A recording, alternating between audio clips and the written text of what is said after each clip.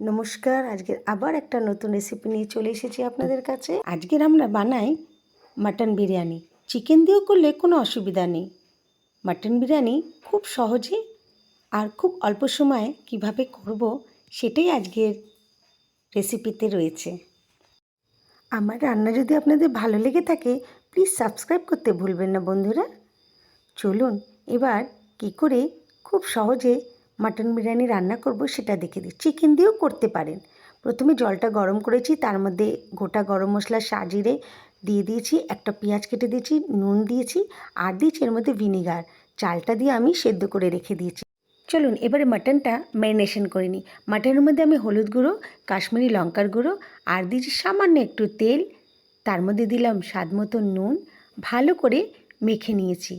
এই দেখুন, এরপর আমি এর মধ্যে দিয়ে দেব অল্প পরিমাণে দই, আদা বাটা রসুন বাটাও দিয়ে দিলাম আর দিলাম বেরেস্তা আমি করে রেখেছি, মানে পেঁয়াজ ভাজা, তার তেল দিলাম আর অল্প পরিমাণে পেঁয়াজ ভাজা দিলাম।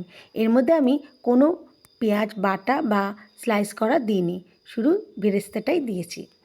ভালো করে ম্যারিনেশন করে আমি কিছুক্ষণ রেখে দিয়েছি। এরপর আমি এই ম্যারিনেশন মাটনটা কড়াইতে কষবো না, প্রেশার কুকারে করব।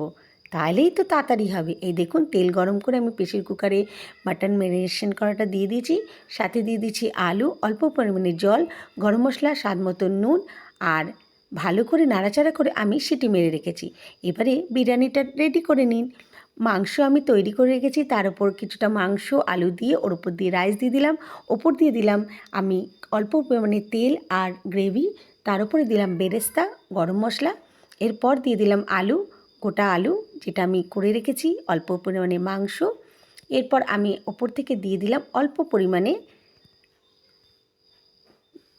দেখুন গরম মশলা গুঁড়ো।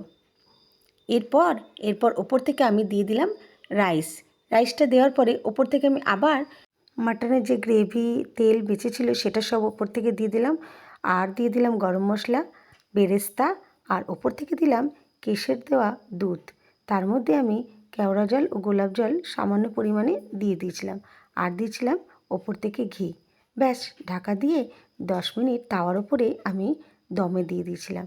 আমার বিরিয়ানি রেডি হয়ে গেছে।